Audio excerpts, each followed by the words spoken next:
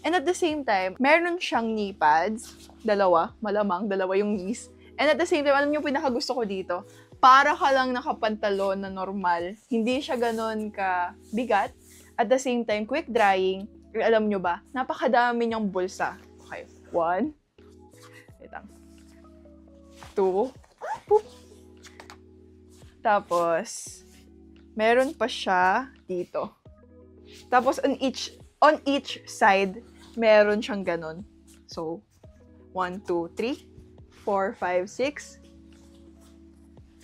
7, 8. So, isipin nyo yung dami ng mailalagay mo sa riding pants na to. So, I really love this and I really value this pants. So, and also, adjustable na rin pala siya here. So, even if medyo malaki sa inyo yung sizing, pwede nyo siyang just hahatakin nyo lang siya dyan.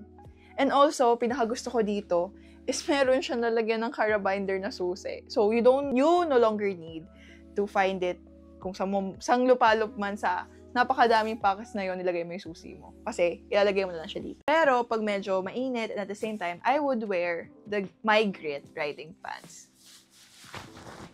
And next, ang unang problema ng mga motorista would be storage. So now, what I usually use when I go ride would be my Kriega R3 bag.